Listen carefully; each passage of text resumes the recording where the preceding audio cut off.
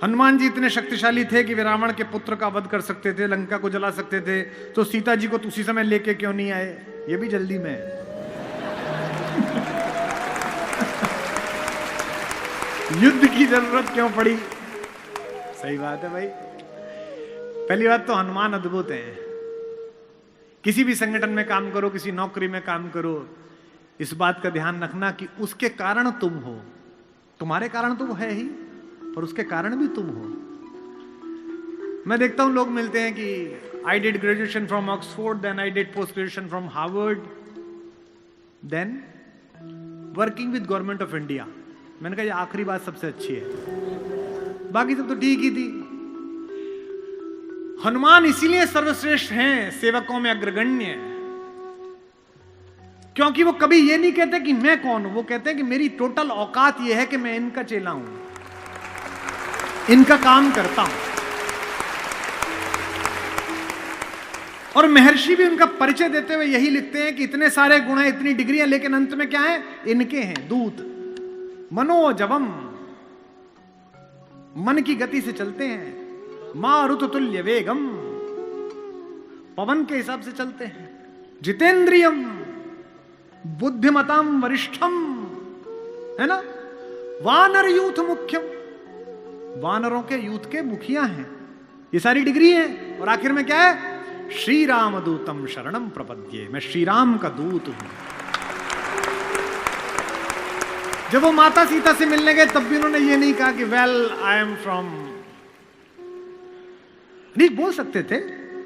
पंच तत्वों में से एक पवन के बेटे हैं वो, मां अंजनी के पुत्र हैं वो, भगवान शंकर के मानस पुत्र हैं, ब्रह्मा उनके गुरु हैं। इंद्र ने वरदान दिया है कि तू पानी में नहीं डूबेगा बचपन में। अग्नि ने वरदान दिया है कि तुझे कोई आग जला नहीं पाएगी। ऐसा अद्भुत तेजस्वी आदमी ये नहीं कह रहा कि मैं ये हूं।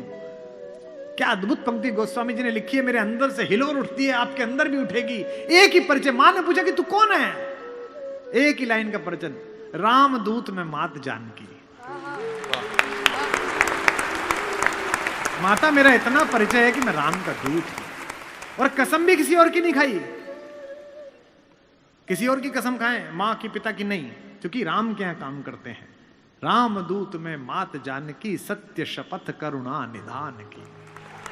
की कसम, रामदूत में मात जानकी, रामदूत में मात जानकी, सत्य शपथ करुणा निधान की। रामदूत में मात जानकी, सत्य शपथ करुणा निधान की। यह जो विनम्रता है कि मैं कसम भी किनकी खा रहा हूं? राम की खा रहा हूं। यही किसी एम्प्लॉय को अच्छा एम्प्लॉय बनाती है।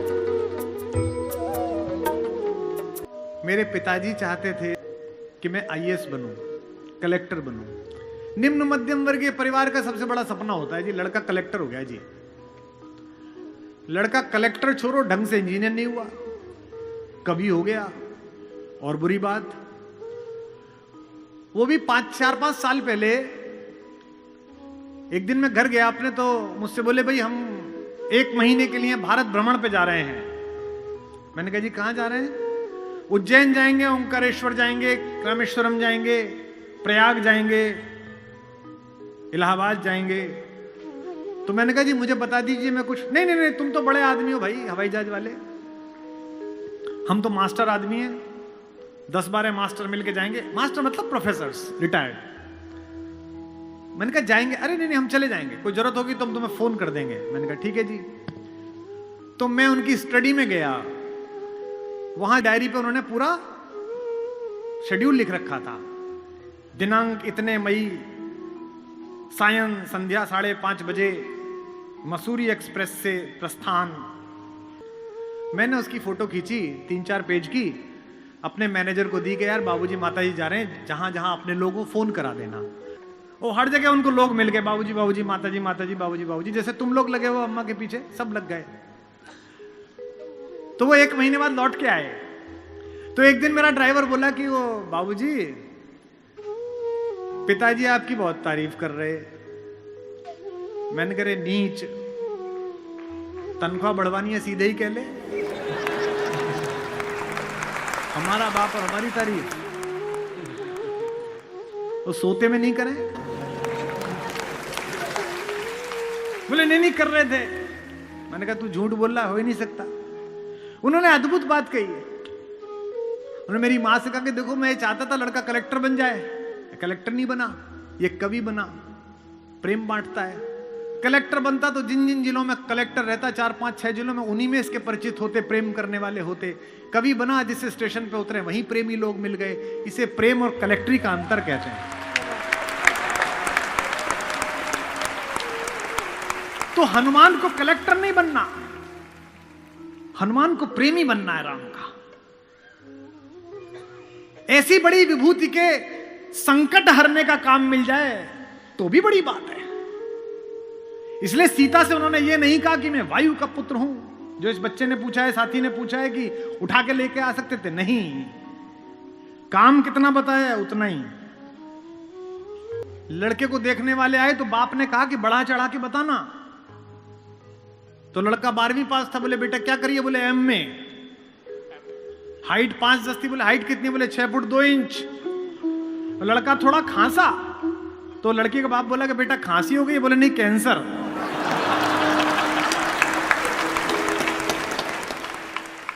बढ़ा चढ़ा के बताना है उनको। हनुमान को बढ़ा चढ़ा के नहीं बताना। मैं पवन का पुत्र हूं, अंजनी का बेटा हूं, बचपन में ही सूरज को खा गया। नहीं नहीं नहीं, एक लाइन का परिचय, रामदूत में मात जानकी, सत्य शपथ करुणा निधान की। और सीता का भी संकल्प देखिए। हमारी मां का कल मुझे किसी ने लिख के भेजा कि साहब बीता जा रहा है दिन, ना सीता पर बोले ना उर्मिला पर। वो बैठी हैं, ये बात सच है।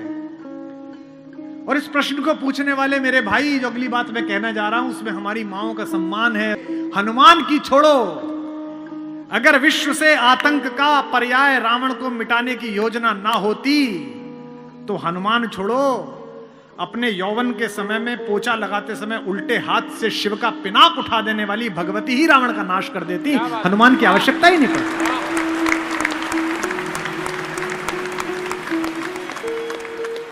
जिस मेरी माता में इतना साहस था कि घर में झाड़ू लगा रही थी तो भगवान शंकर का धनुष उल्टे हाथ से उठाया और झाड़ू लगा दी। महाराज ने देखा कि अरे ये क्या, तो मुझसे भी नहीं हिलता। तब उन्हें लगा कि देवी है। उस दिन उन्होंने संकल्प किया कि जो इस पर प्रत्यंचा चढ़ा देगा उसे मैं इस पुत्री का हाथ दे दूंगा। राघवेंद्र आए, विश्वामित्र ने कहा बेटा लेट्स ट्राई। उन्होंने ऐसी प्रत्यंचा चढ़ाई वो टूट गया। और उसमें भाई साहब और उनके छोटे वाले। परशुराम ने पूछी कैसे टूटा?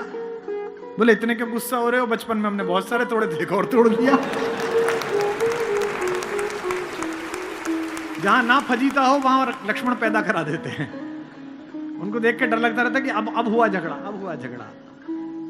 धनु ही सम त्रिपुरारी धनु। वो गुस्सा आया, बोले अच्छा धनु ही है ये? इतनी अद्भुत पराक्रमशीला भगवती, अगर वो ही चाहती तो वो ही नष्ट कर देती, लेकिन नहीं। इसका उद्देश्य ही ये था कि एक बार ये कौतुक हो, राम आए और पृथ्वी से इन अनाचारियों का नाश हो। इसका उद्देश्य ही है। जब अहंकार से भरकर गया रावण और माता से कहा कि देख या तो तू मेरा प्रणय प्रस्ताव स्वीकार कर ले, अन्यथा मैं तुझे उठा के ले जाऊंगा बलपूर्वक। तो प्रसंग आता है कि सीता जी ने जिस चटाई पर बैठी हुई थी उसका एक तृण, एक टुकड़ा तोड़ा और आगे रख दिया और कहा कि मूर्ख तू मुझे उठाएगा? तू इस टुकड़े को पार करके दिखा दे। चल।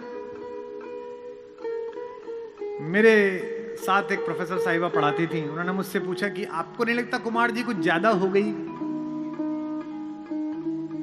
मैंने कहा नहीं। तिनका रख दिया और रावण पार नहीं कर पाया। जो रावण उठा के ले आया वो पार नहीं कर पाया। मैंने कहा नहीं, आपने पढ़ा है ना, तिनके को धरकर तृण धरी ओट कहत वेदेही सुमर अवधपति।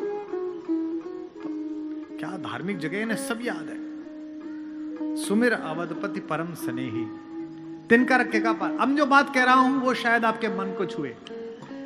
माता सीता ने तिनका रखकर कहा कि पार करके दिखा, वो इसलिए नहीं कहा कि उन्हें ये नहीं पता था कि ये कितना बलशाली है। एक बात आप लोग भूल गए, तिनके को संस्कृत में भूमिज कहते हैं, भूमि से पैदा हुआ, और सीता को संस्कृत में भूमिजा कहते हैं, भूमि से पैदा हुई। एक लड़की अपने पति के साथ भी इतना सुरक्षित अनुभव नहीं करती जितने अपनी भाई के साथ सुरक्षित अनुभव करती है, इसलिए उसने कहा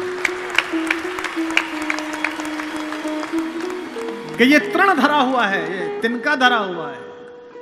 तृण धरियोट कहत वह देही, तृण धरियोट कहत वह देही, सुमरि अवधपति परम स्नेही।